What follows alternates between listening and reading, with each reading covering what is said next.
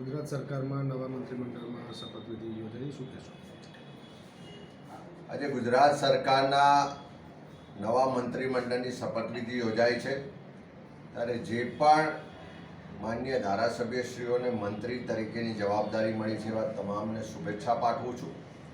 પણ ગુજરાતની પ્રજા જાણવા માગે છે કે અધવચ્ચે 2.5 વર્ષે મંત્રીમંડળમાં ફેરફાર કરવાની જરૂરિયાત કેમ ઊભી થઈ?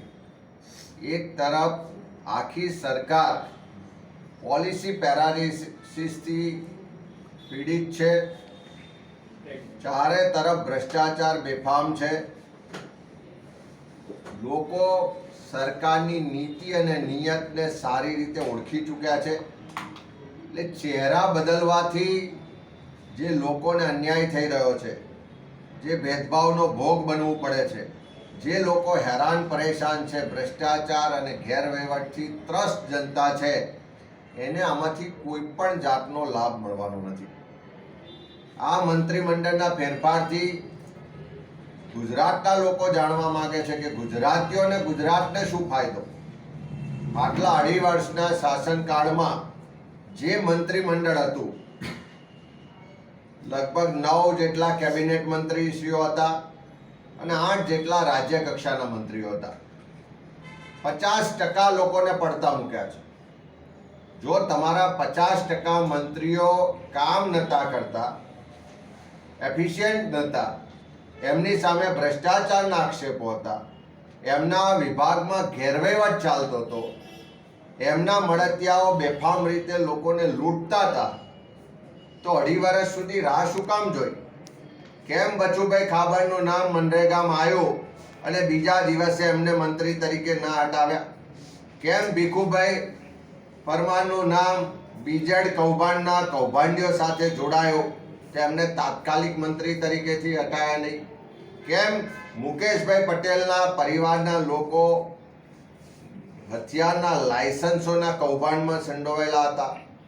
બળવંતસિંહ રાજપૂત સામે જીઆઈડીસીનું કૌભાંડની વાતો આવી, અનેક મંત્રીઓ સામે ભ્રષ્ટાચાર ગેરવહીવટની ખૂબ ફરિયાદો આવી, પણ 2.5 વર્ષ સુધી એમને ચલાયા.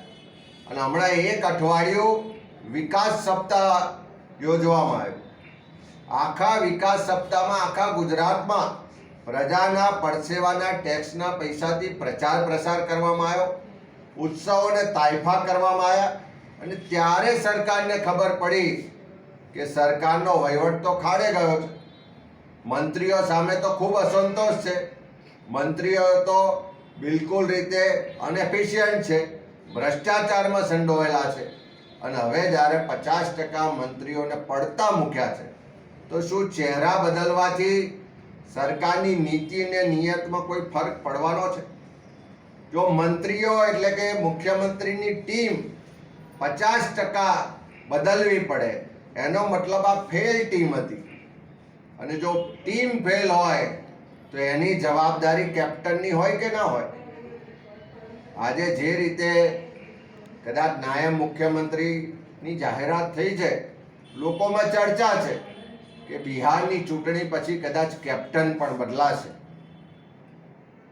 પણ આજે ગુજરાતના લોકો આ મંત્રીમંડળના ફેરફારના જે ચહેરા જોયા છે, જે નામ જોયા છે, ચોક્કસ એમણે બધા વિસ્તારો જ્ઞાતિઓનું પ્રતિનિધિત્વ આપ્યું એવું કહે છે, પણ જે જમીન સાથે જોડાયેલા નેતાઓ હતા, જે કદાચ કયાગરા નહોતા, પોતાના સમાજમાં પોતાના વિસ્તારમાં જેમનું નામ છે, મહેનત છે, એવા કેટલાય લોકોને સાઇડલાઇન કરવામાં આવ્યા.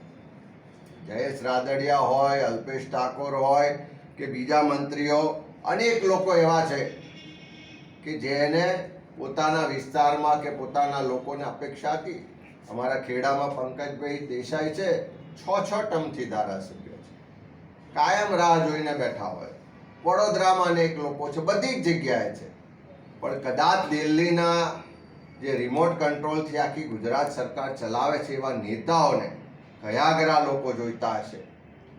ક્યાંક સામે પ્રશ્ન પૂછે, અવાજ ઉઠાવે એવા લોકોને મંત્રી તરીકે પસંદગી કદાચ નહીં થતી હોય, એમની પાર્ટીનો વિષય છે. પણ ગુજરાતના લોકો આજે ચોક્કસ કહી રહ્યા છે કે ચહેરા બદલવાથી નહીં ચાલે, તમારી નીતિ, તમારી નિયતને ગુજરાતના લોકો ઓળખી ચૂક્યા છે. તમારા શાસનમાં જે ભ્રષ્ટાચાર ચાલે છે, ગેરવહીવટ ચાલે છે, જે ભાજપના મળતિયાઓ લૂંટ ચલાવે છે, એને રોકવામાં સરકાર નિષ્ફળ રહી છે. આવનારા સમયમાં અપેક્ષા રાખીએ કે સરકારે જે એમની મનસા સાથે આ ફેરફાર કર્યો છે એમાં બહાર આવે. પણ ગુજરાતની જનતા 100% માને છે કે ચહેરા બદલવાથી પાપ ધોવાઈ જતા નથી.